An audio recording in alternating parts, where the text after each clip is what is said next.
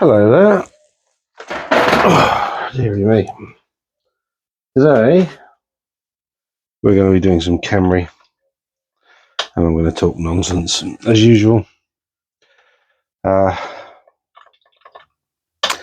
Sorry if I'm a bit out of it today. I've done something to my foot which is incredibly painful. So which is very annoying because I should be playing rugby on Saturday. So that might not happen now. Although I hope with enough rest, it should sort itself out.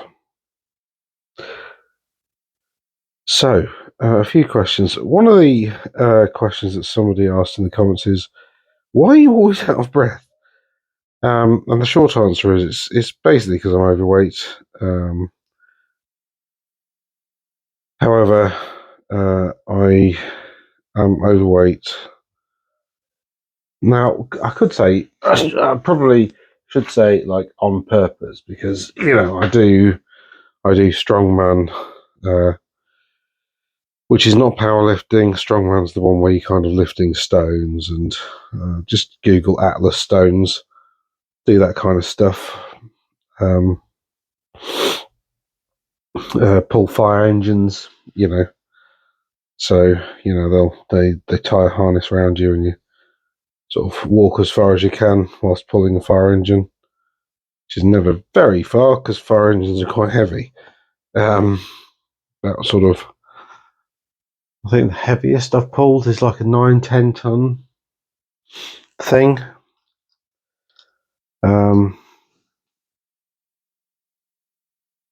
So, yeah, that's why I'm always out of breath, because there's quite a lot of me. So I require a bit more oxygen to get around all the muscle, because although I'm 120, 130 kilo, which is like 19, 20 stone, something like that, an awful lot of it is actually muscle. So, yeah, that's why I'm always a little bit else short of breath. There are microphones I can get that apparently might be able to fix that, although it's quite difficult apparently. So I've just got to get well versed in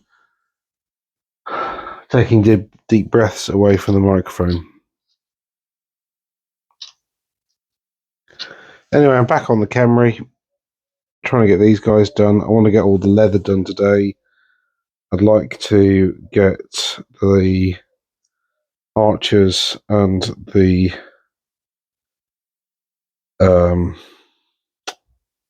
horse archers, the archers on horse or on foot, sorted, because I'm very nearly done with them. I just kept leaving my leather paint indoors, but now it's outdoors. It's in the shed. I can hopefully finish off these guys. I think somebody asked me to do a video on batch painting stuff.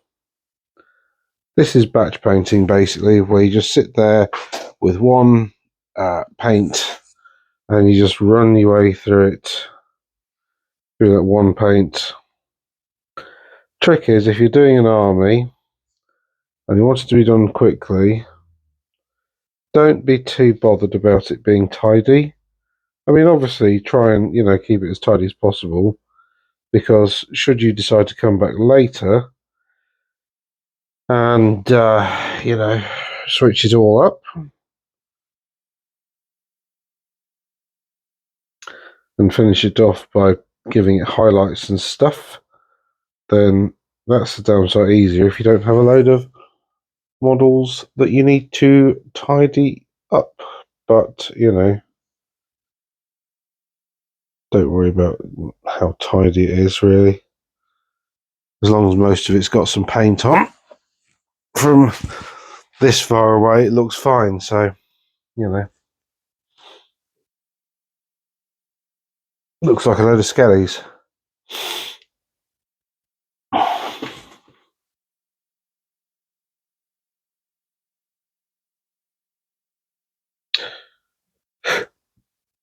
So yeah, I'm just painting the quivers all leather. I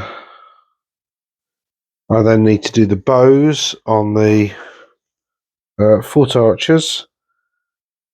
So I've got my wild wood to do the wood on the wooden bows, and then I need to do the flights, the feathers on the arrows, on the archers on foot as well.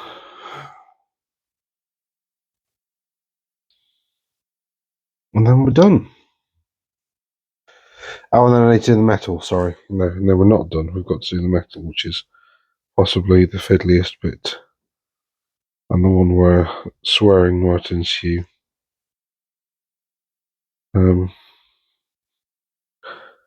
But yeah, painting the same thing over and over again.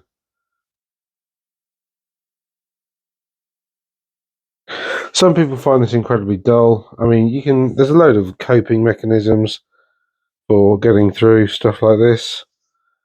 One of them, which I wouldn't recommend, is recording videos and publishing them online later, because I thought that would be quite cathartic and interesting.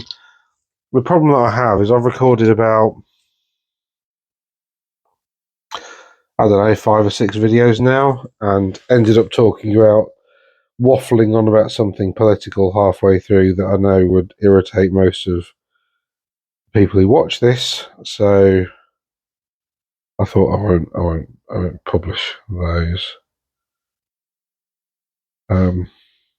My problem, and so I suppose a lot of you. I mean, I think about 10 people watch these things all the way through, but anyway, some people who watch these things all the way through might think, well, what's that mean? What does he think politically that might upset me? And my issue politically is I don't have an ideology. I'm a pragmatist. So pragmatists fundamentally opt out of philosophy. They opt out of virtues and principles, and instead rely on what works is the guiding principle. So to a pragmatist, the phrase "what is effective" is the thing that matters the most. Not,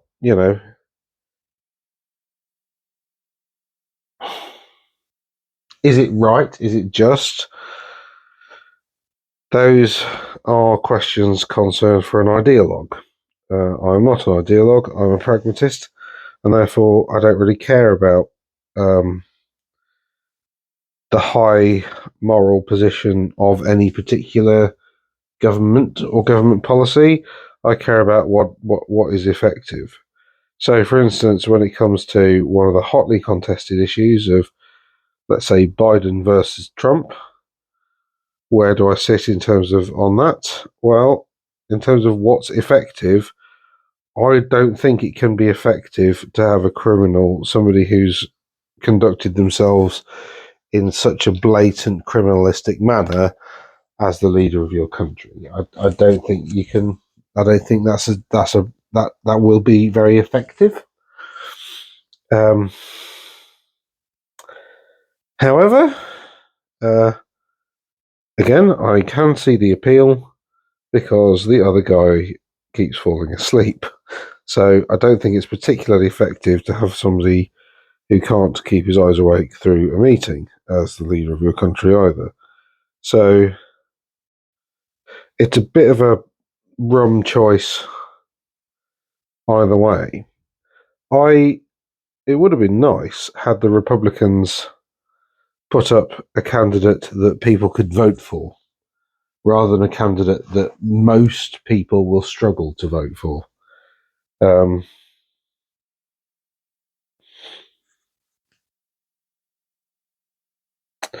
Or they'll convince themselves that, old Trumpy's the best man for the job, even though he isn't. I mean, America's a large country with a lot of very bright people in it. a lot of very bright, very talented, very hard-working people. It's one of the most industrious, not industrial, but industrious nations on the planet. The American dream, how hard your average American works compared to any other nation on the planet is insane. So they're very hardworking, very industrious, quite principled in general. So how the hell they've ended up with those two individuals as the only two choices for president just absolutely beggars belief. Like the parties, I would say, have totally failed the American people. In much the same way that the British parties failed the British people in the 2019 election, because you had a choice between two people. Yeah, I mean, yes, Boris was quite popular to some people, and again, I can see why some people voted for him. I get it. I'm not, I understand why some people would have voted for him. Absolutely. However, his, opponent at the time was frankly hopeless. Jeremy Corbyn had done very well against Theresa May. He'd pulled that one back from the brink. But then, rather than doing the traditional thing that parties do when they lose an election and going, oh well, and moving on, he decided to keep going as leader up against Boris, which proved to be his undoing because, not to put too fine a point on it, he broke the convention of you lost an election, you now get lost, you go back to the back benches. But if you do so, magnanimously and, leave the party in a good position for the future, then we will treat you like an elder statesman and you definitely will get a cabinet job, pretty much the cabinet job of your choice when we get elected next. Which is what's happened to Ed Miliband. Ed Miliband had a go at an election. He didn't win. He stood down. And he said, I've had a go. It's now somebody else's turn to have a go at beating the Conservatives. Right? It's not my job. I had my shot. I failed. I'm sorry I couldn't have won for, whatever. But it's time for me to go back to just being an MP. And that's kind of the convention. And Corbyn decided he wanted to linger on and not go and have another go because he felt like, just a little bit more and I'd have won. It's like, no, Jeremy, you couldn't win. Jeremy, there's a lot of people out in this country who are massive supporters of old Corbyn, but there's absolutely no way he could have won that election. And it's not because of a conspiracy or whatever. It's because there's not enough people, there's not a critical mass of people in this country that are supportive of that type of politics. In much the same way that, there shouldn't have been absolutely any way for Boris to have won an election, because now we see what his manifesto looks like. It looks like where we've got the Tories at the moment, and the people just want rid of them. They've seen how the Conservatives now operate. They've now seen, how the Conservatives operate, and they're very, very unhappy with it. So they want them gone. So, had there been a sensible option for Labour, I'm not certain that Boris would have won. I do recognise, of course, that Johnson won an absolutely stonking majority. But I think a lot of people, you've got to remember as well, the Brexit Party, which was essentially competing with both Labour and with the Conservatives, only stood in Labour strong seats. So the Brexit Party didn't stand a single candidate where a Conservative stood a reasonable chance of winning. Or, sorry, where a Conservative candidate was the favourite. Right? So what that meant was Labour lost a load of seats because people in Labour constituencies, typically Labour constituencies, then went and voted for the Brexit Party instead. And Labour lost a lot of seats because of that. But not because of, not because of Boris Johnson, and not because, as they keep saying, these people lent us their votes. They didn't lend you their votes. They voted for Brexit over Labour.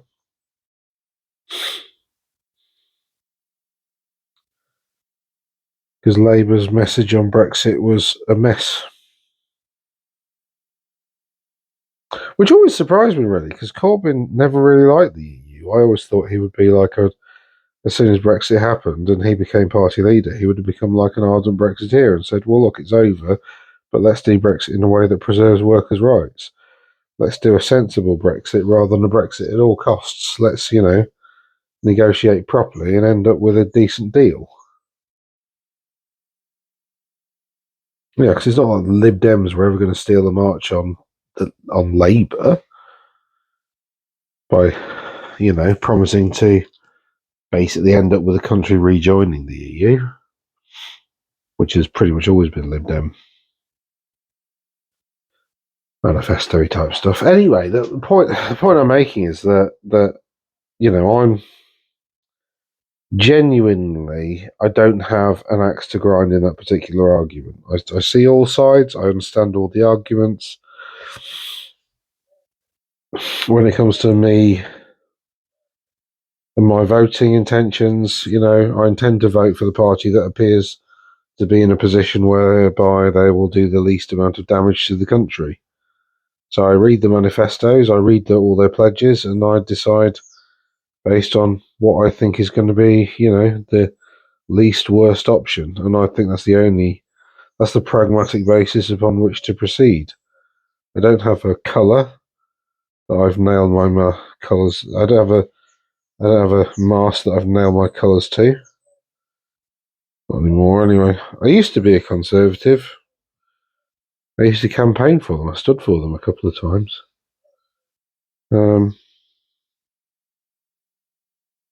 But that was when they were going all kind of centrist and all moderate, and that was before the whole Brexit thing, the whole Trump and Brexit thing happened to sort of global conservatism. So they were quite moderate at the time, but now they've gone a bit more radical. Ah, bugger me! I appear to have some spare skeletons. That's a little.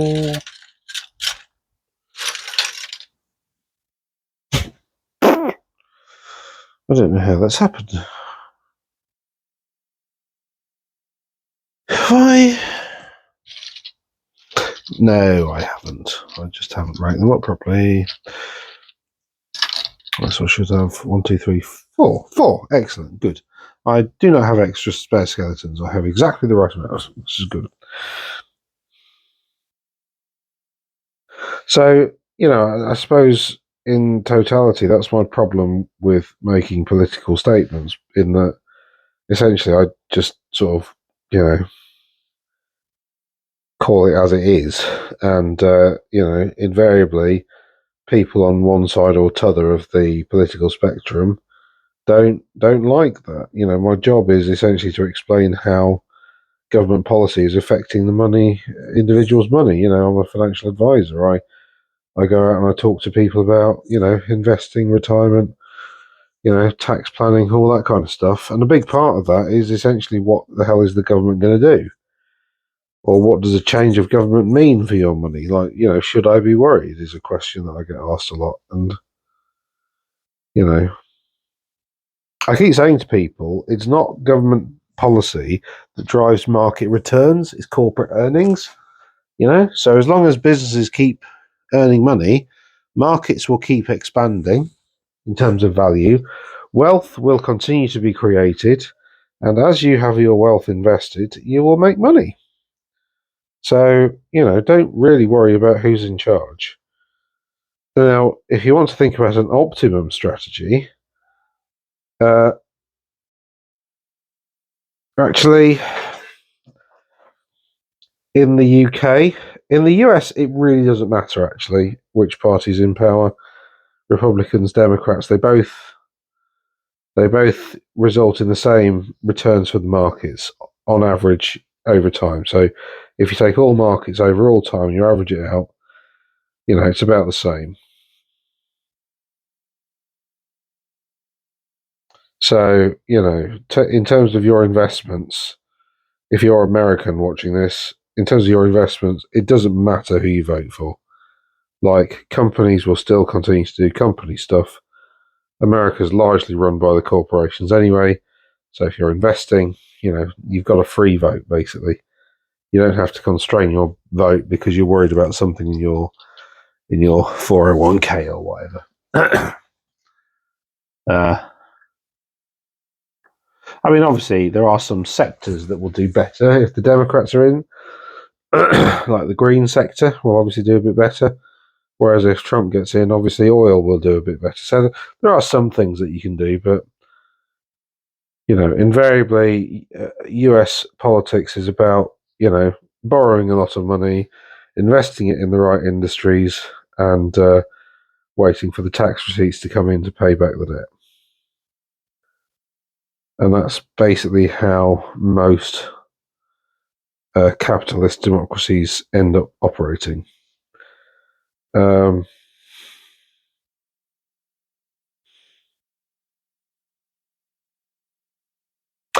Cool. In the UK, actually, Labour tend to be better for markets in the long run. But that's an unfair comparison because when Labour... See, in the UK, what tends to happen is we typically tend to give Labour a shot when there's a lot of money, so we've got a booming economy, but we've got a crisis in the public sector. So that's typically what presages a Labour victory. And then typically we take Labour out when there's been an economic catastrophe, because for some reason the Conservatives have a better reputation as to managing a struggling economy and making tough decisions and stuff like that. But so if Keir Starmer, who's Labour's chap this time around,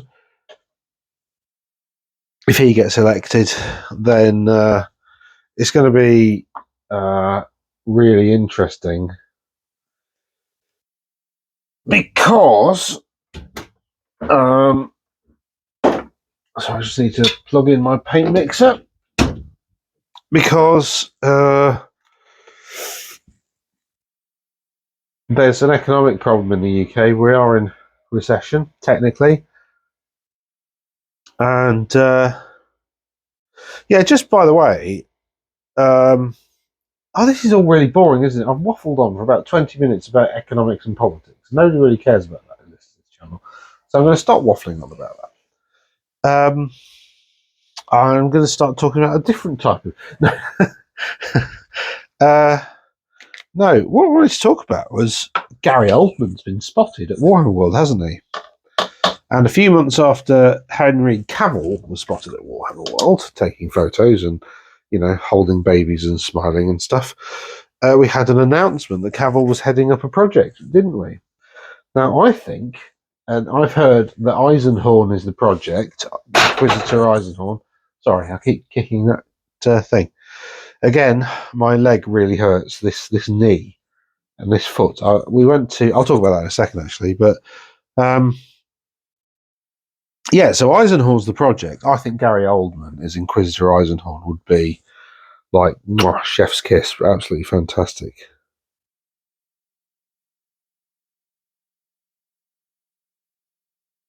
I really hope all of that gets confirmed.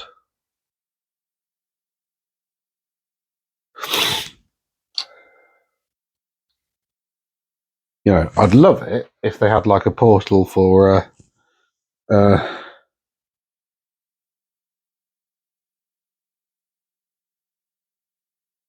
what do they call them? Auditions. That would be cool. I don't know what I'd go for, but you know, there must be some use for a fairly big bloke. I mean, I am actually bigger than Cavill. It's funny, really, because when I started my fitness journey, I kind of just did a few measurements, and I realised, you know, I wasn't far off Cavill. I was just fat, so I was Fat Superman, which I thought was quite funny because he used to be called Fat Cavill at school, didn't he? So you know, I thought that was quite funny when I sort of started on my own fitness journey, and now I'm I won't say massively bigger, but you know, substantially bigger. Uh, like I think my biceps are like I've got an inch or two on his at the moment.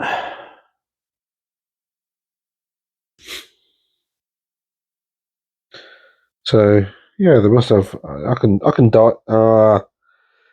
Now I don't have a six pack, so I'm probably no good. And the problem is, as you identified, I can't. Well, I've never tried keeping to a script, but I'd imagine I'd find it difficult.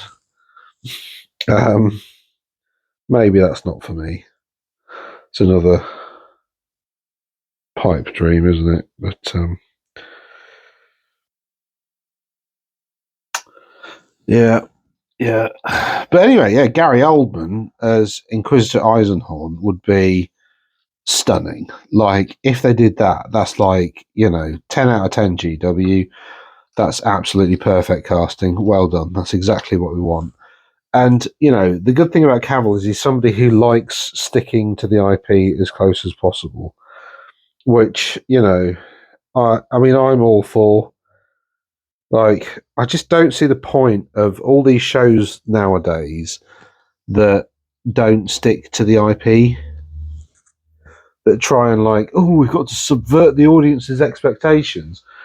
No, no, you don't have to. What you should do is give the audience what they want, and then they will buy the thing. And then once they've bought the thing, and they've bought your style of delivering the thing, then you can attempt to subvert their expectations and add in some stuff that they possibly weren't expecting.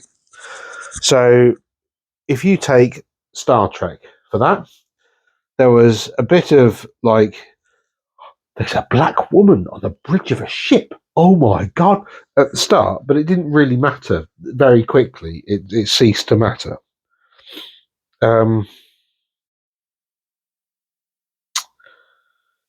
Nowadays, they've tried to do the same thing with the latest Star Trek, and they're like, "Oh my God, a trans person is the something on a ship," and you know, very quickly that also ceases to matter.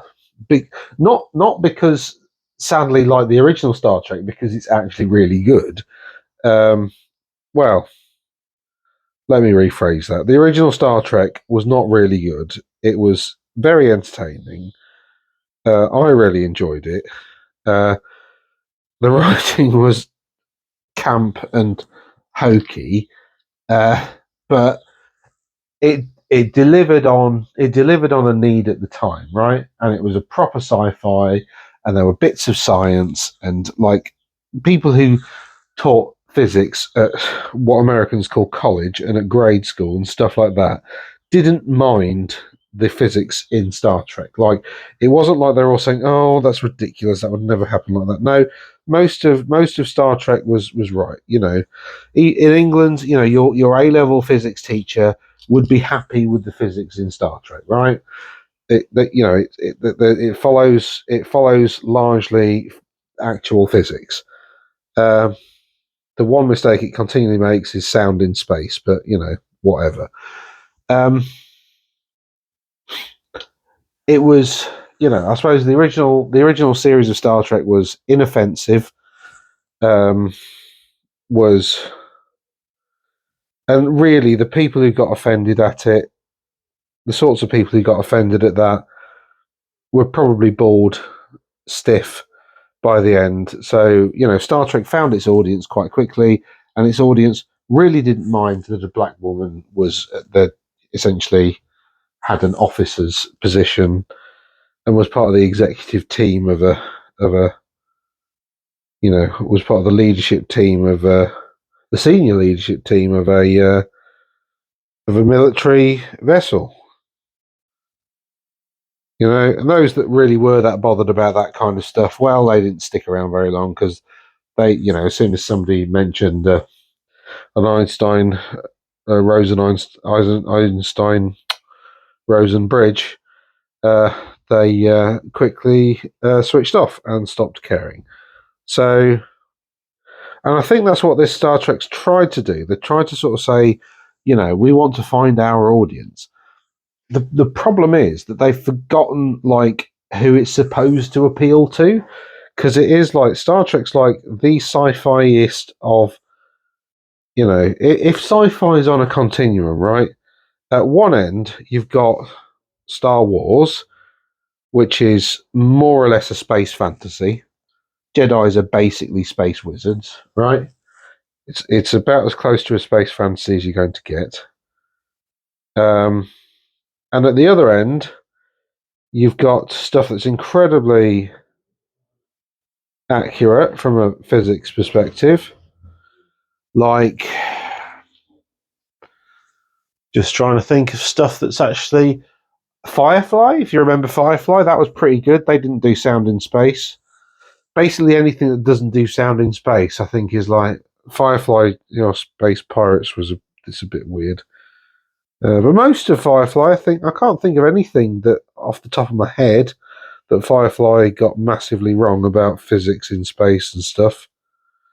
There were no spacewalks by actual humans without any suits on, for instance, which happens a lot in sci-fi, arguably far too frequently, because it's obviously nonsense.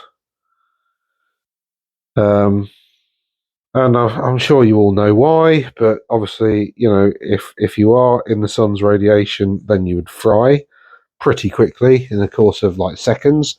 And if you weren't, you would freeze pretty quickly in the course of, you wouldn't explode or anything like that, because, your system is a sealed system. You might have to hold your bottom tight to stop the contents from being jetted out, but,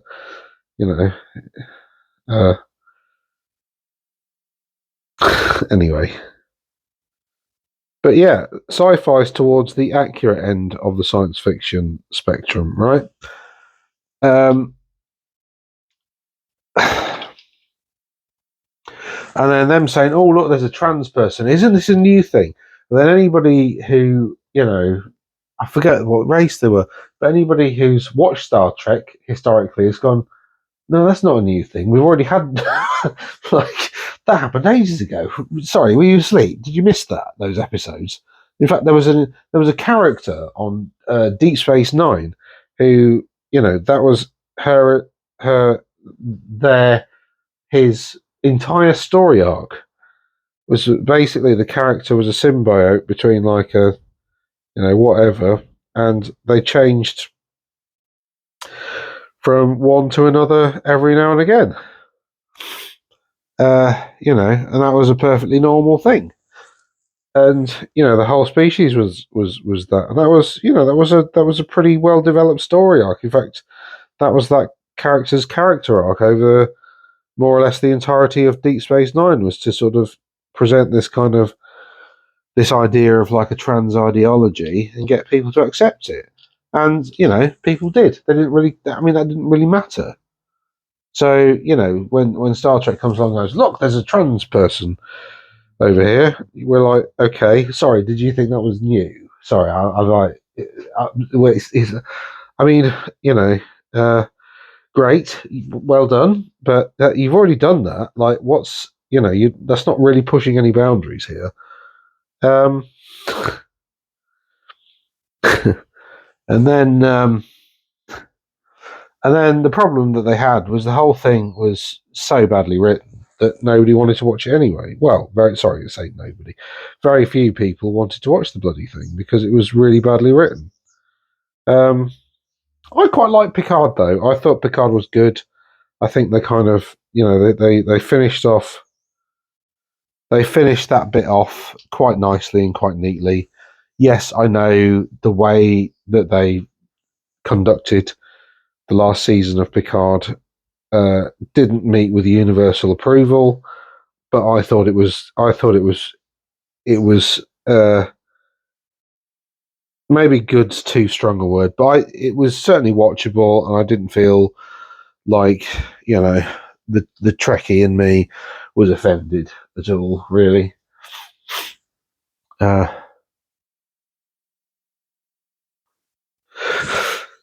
so yeah, but then in terms of like not sticking to the IP at all and totally cocking it up, you've got uh, mm, mm, mm, yeah, you've got Lord of the Rings, Rings of Power, which was awful. The CGI in terms of like building the place was actually very good. I quite enjoyed the graphics. I liked the depiction of Numenor. I thought that was pretty good.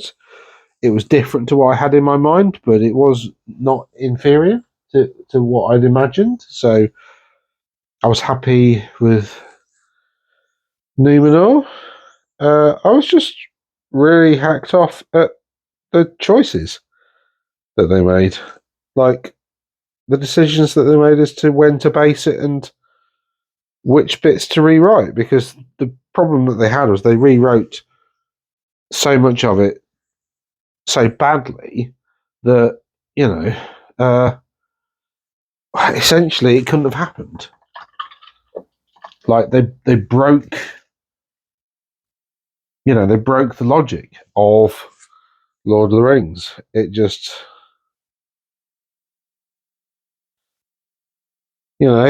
made no sense, I'm afraid.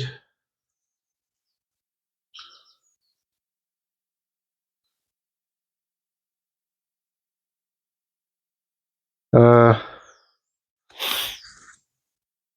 so why? So they got rid of the kinslaying, which do you know what? Because they could have, if they just stuck to the bloody script, right? They could have done such a good. Because the I don't want to spend ages explaining it.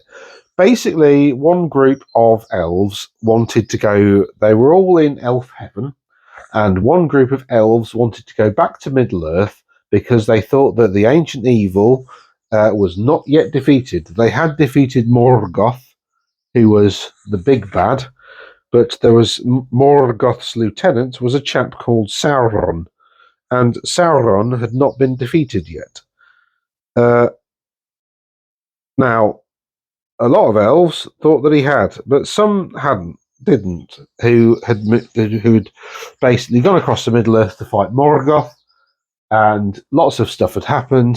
Numenor had happened as a result of it. Lots of land was sunk. Blah blah blah blah blah blah blah. And some elves wanted to go back uh, to fight Sauron. Uh, There were two passageways back from Elf Heaven to Middle Earth. One was across the top, which was across all the icy peaks, which is the route that Galadriel took, and one was via some boats. Now, the faction that wanted to go back weren't boat builders, so they didn't have a fleet. There was another faction that had a fleet that didn't want to go back and forbade them from borrowing their boats. Cue the kinslaying, which was where the faction that wanted to go back, I think they were called the Noldor. I think it was the Teleri that had the boats. Anyway, the faction that wanted to go back decided to raid the boaty faction at dawn and nick all their boats, and killed a lot of them. Hence it being called. What the hell is that? Hence it being called Oh no. Pants. It's not called Oh No Pants, it's called The Kinslaying. Because now then, these elves, because of their lust for power, were banned by the gods of the old world from ever returning unless and until they'd made up for their ancestral kinslaying. And that was basically why Galadriel was stuck, because her family had slain a load of their kin. She hadn't participated, but the tribe of elves that she was from had, so she was coloured by that.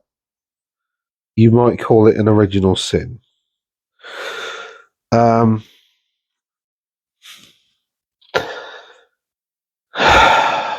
So Galadriel found out about this when the other elves got to Middle-earth and was rightly very cross. And at that stage,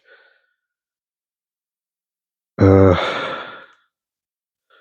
think basically hung up her sword and devoted herself to like magic and stuff instead, because she didn't want to be, associated with that kind of madness, and she wanted to, something. That's not right. I'm saying this wrong, but anyway, stuff to that effect. But because they decided to break with the IP and decided to rewrite it, you've ended up with essentially Galadriel going back to the West at the start of the episode, which she couldn't have done because of the kinslaying. But actually, had there been the kinslaying, they'd obviously have a massive fleet of boats, and so she wouldn't have been going back to the West, because the whole point of them all being over there was to kill Sauron. So they wouldn't have started sailing back because they've not done the job yet, and the job is to defeat Sauron. So why they were going back, and then why Sauron would rock up as like a normal bloke, I don't know. I mean, Sauron is already evil at this stage. He was called the shapeshifter though for a reason, for very good reasons. So he basically used to shapeshift and take a load of gifts to the elven smiths to convince them to make these wacky weapons of war, one of which being the One Ring. He managed to sort of convince them to help him build the One Ring, to rule them all and bind them and in the darkness find them and all the rest. So, it's just... But the kinslaying would have been awesome to see on, like, the big screen. And Galadriel, could have been a genuine good guy with, like, a personality of a good guy, because she didn't participate and yet has been tarred by it. So you have that whole...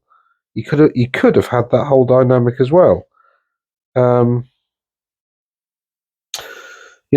then they made several other like faux pas slash cock ups as well.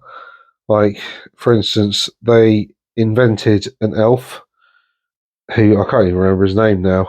They cast a black dude to play him and made him effectively a cut price Legolas.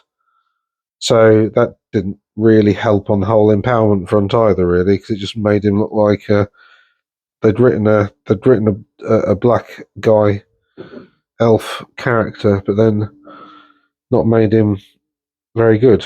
So it's kind of like, this is our attempt at Legolas, but he's going to be black and therefore only half as good.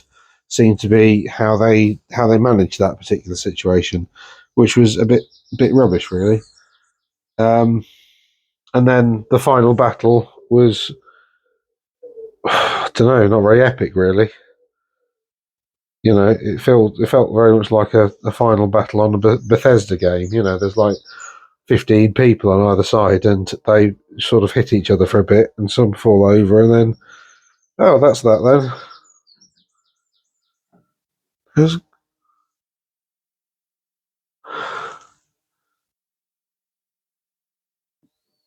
there is, by the sounds of things, oh my goodness, that's about the size of them. There's a bumblebee here. It's about the size of a small mouse, trying to find a home.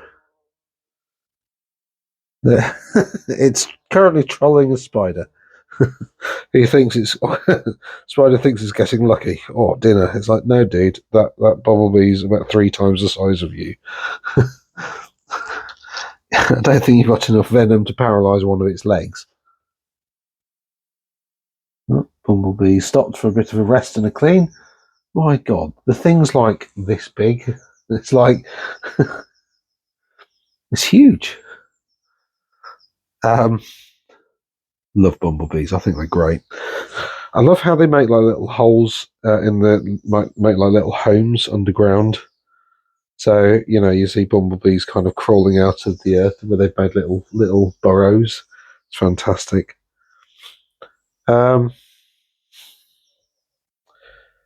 Yeah, so Lord of the Rings. So messing around with the IP, not a good idea. Apparently, they're kind of pressing reset on all of that, which I really hope isn't a rumor. Yeah, I'm not very good for home either. Which hopefully isn't just a rumor. Hopefully that's like real, because like it's. I love Lord of the Rings. It's like is it my favorite fantasy setting? Like I suppose it has to be. I know it's cliched. I know lots of people try and be cool and sort of come up with other fantasy settings that they like, but I think the original is the best. Is it my favorite over Warhammer? Now that's a really big question. Because like I do like the setting of Warhammer. I like the. Do you know what? If the game for Lord of the Rings was better, was a bit more kind of, there was a bit more to it, then I'd probably play that instead.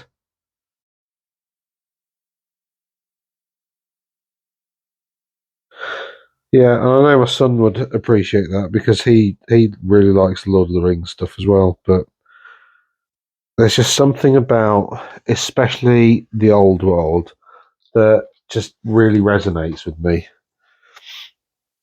I suppose it's because it's got a bit of everything in it.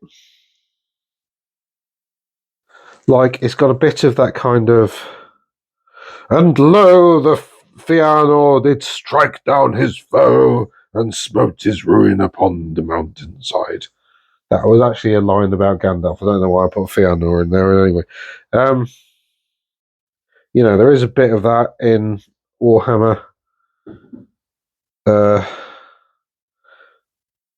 and lo, didst Archaon strike the bell of the apocalypse, and the old world was then ended.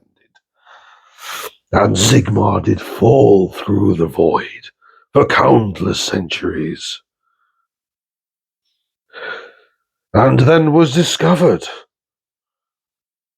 by the god beast and star drake Dracothian, who did then proceed to all that kind of high, like neo-biblical kind of stuff. But it's also got lots of really good character writing. Like, my favourite set of books was Jack Yeovil's Shenfiev. I really like them. And I really liked how that character developed over the series. And I've forgotten what the guy's name was because in my mind it was me. Do you know what I mean? And I really identified with that somehow. It just kind of stuck with me.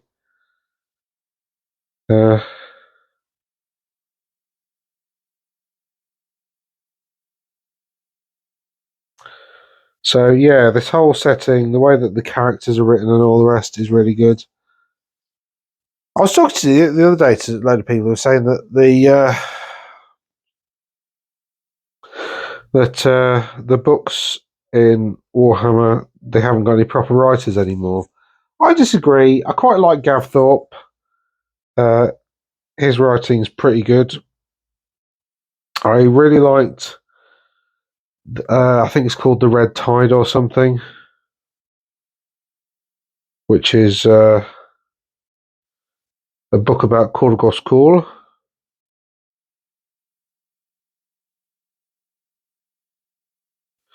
Who's like the named character from the Khorne Bloodbound sort of stuff.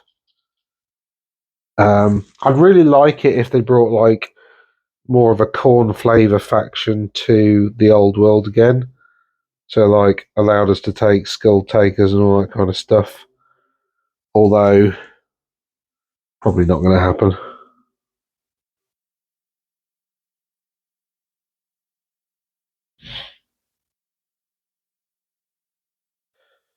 Although, you know, you could probably use them as what are they called? Forsaken. That'd be quite cool. Forsaken of Khorne are pretty decent because they get hatred everybody. So Forsaken have got a really good rule. So they've got movement 5, I think, which is pretty fast. They've got random attacks, D3. So they've got a good amount of attacks, basically. They've got weapon skill, I think 4. They've got strength 4, toughness 4, heavy armor, so 5 at save. They've also got chaos armor 5 plus. They've got 5 at ward as well. So they're pretty tough. 5 up armor and a 5 at ward is pretty nice. Now, the cool thing is when they get into combat, they then sort of get hit by a mutation. And you roll for this randomly at the start of every round of combat. So one of them is poisoned attacks, one of them is 2 rend, and one of them is killing blow. All of those effects are brilliant. Like, you'd be happy with any of them. So, loads of attacks with poisoned attacks, nice. The problem is you can't choose them. So, it's difficult to, like, putting them into a unit of knights and getting killing blow is nice, but not as nice as. Sorry, poison. So, putting them into a unit of knights and getting poisoned attacks is nice, but it's not as nice as, say, killing blow.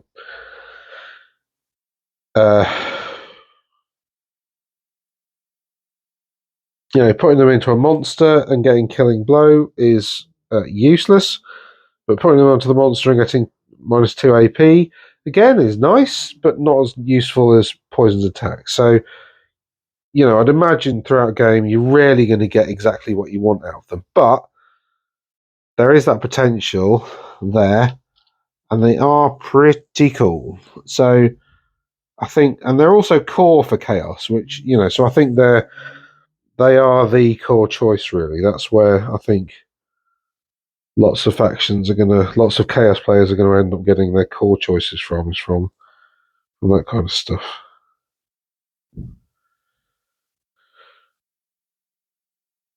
But I don't like the old models. I think they're a bit derpy. So I'm not really quite sure what to use. So the other thing as well, sorry, that they get is you can give them a bonus. So if you give them Forsaken by Khorne, then they get Hatred Everybody, which is cool. If you give them Forsaken Slaanesh, they get Swift Stride, which is amazing. So I think mine are going to be Slaanesh because of that. Because like Swift Stride means that their charge goes up to like 14 instead of 11, which I know doesn't sound that much, but Swift Stride makes getting bigger charges way more reliable because you get to roll more dice.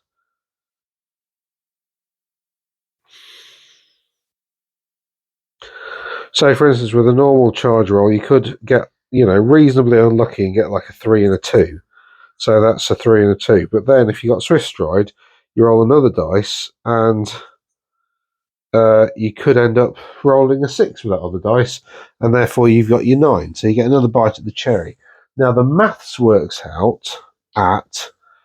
I've forgotten what it is now. 2 dice getting.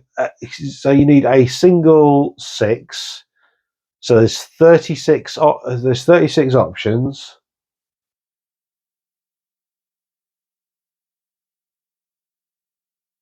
One in 6 with either dice. So that's one in. So you've got a 1 in 3 chance of getting a 6 on the 2 dice. Okay. So if you want, so the maths of charging, right?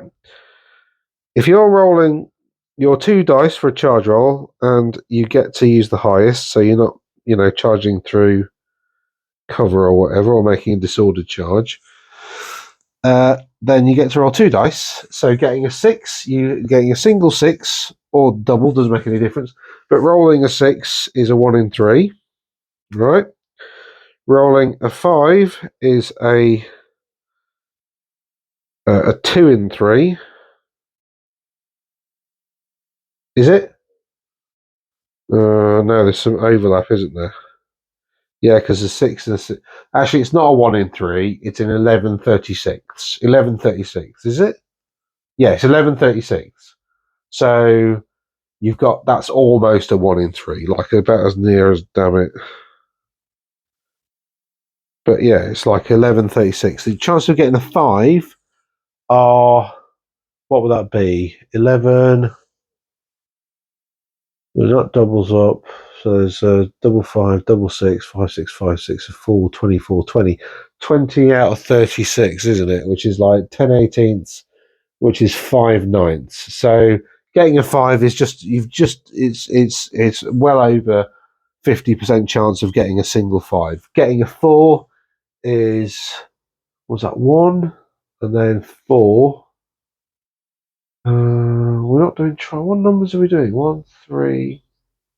The next one will be at 5, won't it? So that would be 8, 9, 36, 9, 27, 27, 26, 27, 27 and 36, I think. So that's 9 3/4. So you got a 75% chance of rolling a 4, and so on and so forth. So your chance of only getting a 3 on 2 dice is actually pretty low. Um,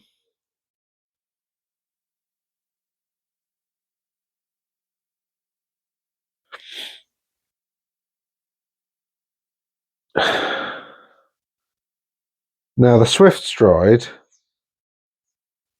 then makes your chance of not getting a 9 on a charge, like, the maths are so low. Like, it's really, really low. Or not getting at least an 8. Like, it's, you're going to have to roll stupendously unlucky, because basically once you start to go from 2 dice, which is out of 36, there's 36 results on 2 dice, there's 218 results on on 3 dice. So you get down to like less than 1 in 36 chance of not getting, I think, a 7 with Swift Stride.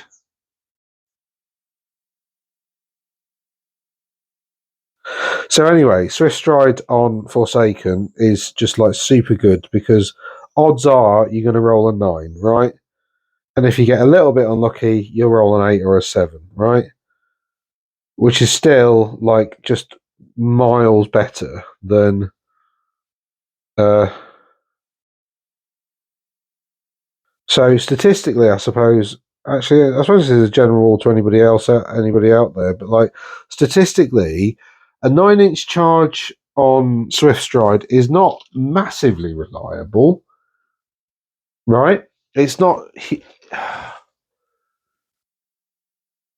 Can I work it out? No, because I have to work out the chance of getting a 3 on 2d6, which I think is going to be like mind-bogglingly low, isn't it? Just getting a 3. In fact, it is. Yeah, that's easy to work out, because you got 1, 1, 2 twice, 1, 3 twice, double 2, 2, 3 twice, double 3. So what's that? 9 out of 36, isn't it? So that's a quarter. So you got a 1 in 4 chance of only getting a 3. But then only getting a 3 and then rolling a 3, so it goes down to an 8. So, okay, so your chance of actually only getting a 6-inch charge with Swift Stride is like 1 in 8, which is, again, really low.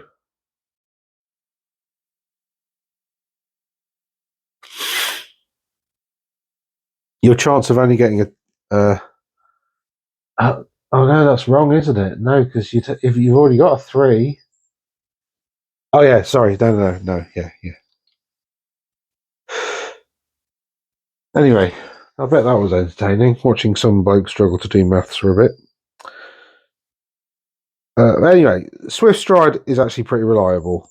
Certainly rolling an 8, rolling a 9, slightly less so, but it's still pretty doable once you add up all the stats. And that's something that I've been finding from my games and tournaments and stuff. You do actually fairly reliably end up getting 9-inch charges with Swift Stride. It's a pretty Swift Stride makes your charges pretty steady. It also makes like the game really quick, and also makes certain elements of the game really quick. So the thing that you've got to bear in mind, I think, is if you've got like an infantry heavy army, deploying in marching column is pretty much a must.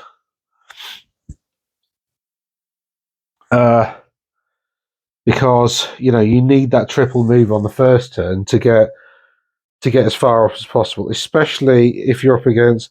Okay, I say a must. If you're say dwarves, actually most of your units have got drilled anyway, so marching column isn't really an impediment. So do it. But if you've got like an infantry heavy dark elf army, even then, even if you're up against somebody like Bretonians,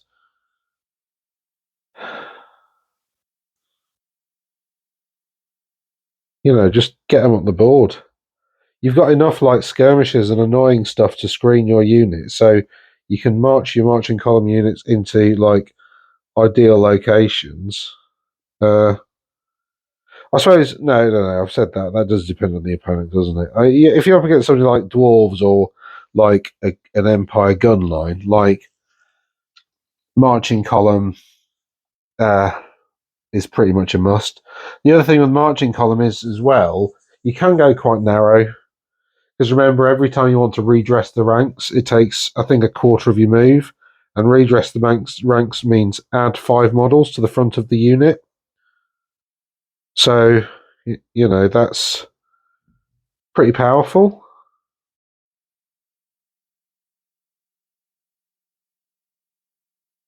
And the reason that's pretty powerful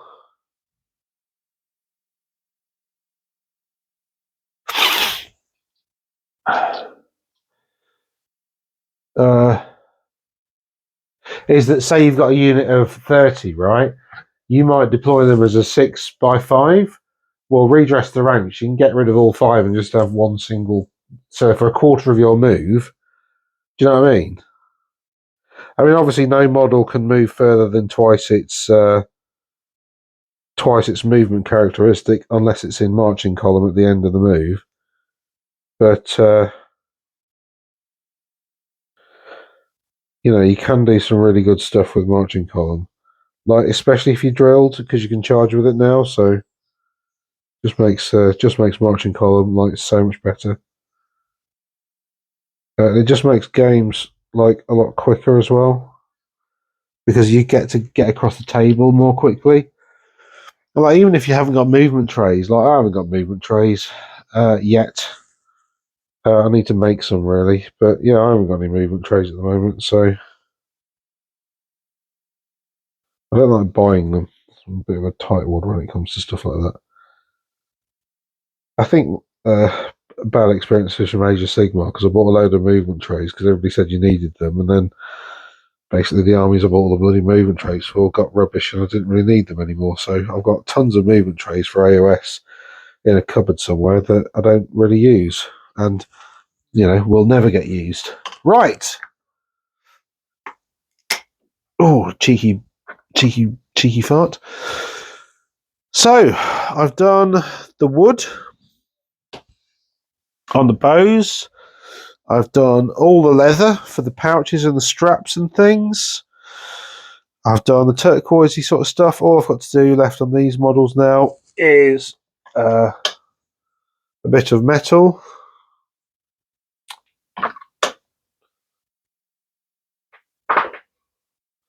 And I hope you didn't hear that. If you did, apologies. And yeah, then I'm going to get on to these. Oh God, I'm bored of painting skeletons, to be honest. But yeah, that's an hour-long video. I hope you've enjoyed listening to me rattle on. I don't know whether I'm going to publish this because I said some political stuff again. Like I said, I've said a lot of political stuff already on these things and deleted lots of these videos, so I might not publish it. But anyway, yeah, hope you've enjoyed yourselves, and I'll see you in the next one maybe. If you're still listening, probably subscribe, right? Because you've this is about as dull as it gets. And if you're still listening, probably just the old like button, because I'm presuming you've liked the video. I don't know why anybody would listen to some overweight bloke ramble on for an hour in his shed if you didn't like listening to him. So there's a button for expressing whether you like the video or not. Somebody put a thumbs down on my last video, they only watched it for about 6 seconds, so that I thought was quite interesting. It's obviously somebody I'd just been to a tournament with, and I'd annoyed them. So, but I think there was one person I played where Rob came down and said, "Oh, how's your game?" I said, "Oh, terrible." He went, "Oh no, why?" I said, "Oh, it's just such an oppressive list I'm playing. Just nothing. I mean, Rebecca, she knows exactly what she's doing, and the list is great, and it works really well, and it does what it's supposed to do. I've just not been able to do any of my cool stuff, and it's been so frustrating. It's just been a terrible, terrible, terrible game where I've just been everything's just been turned off all game, and it's so I don't know. But then again, I don't know why she'd bothered watching any of my videos anyway. I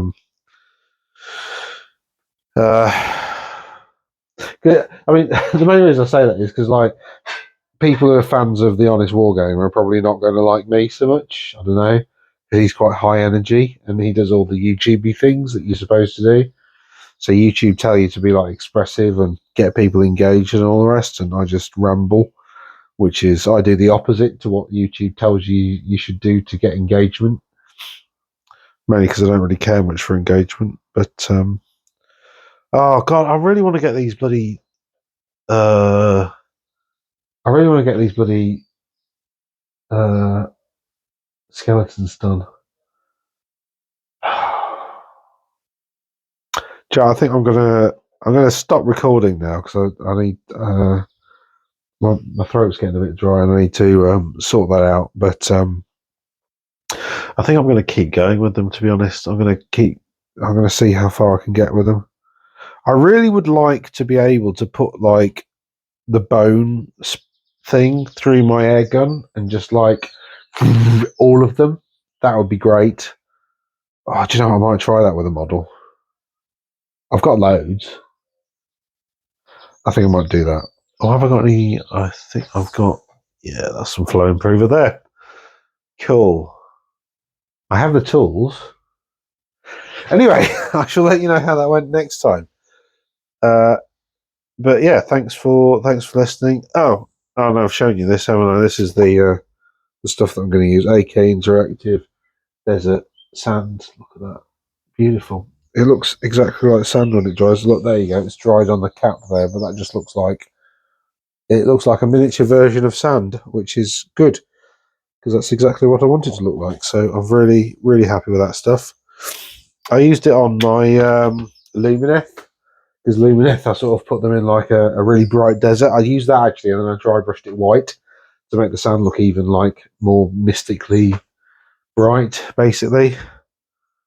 Then I did like little inky patches on it just to kind of make it look like there's some light going underneath the surface of the sand, just to make it look a bit more weird.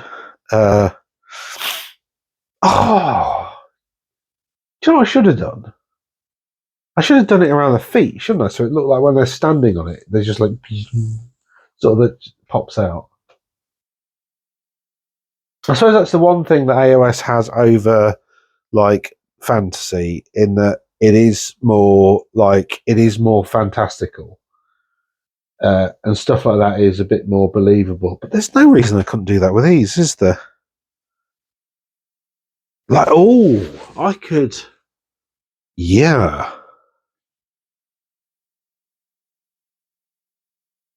I've had an idea. I could do like typhus corrosion or something like around their feet.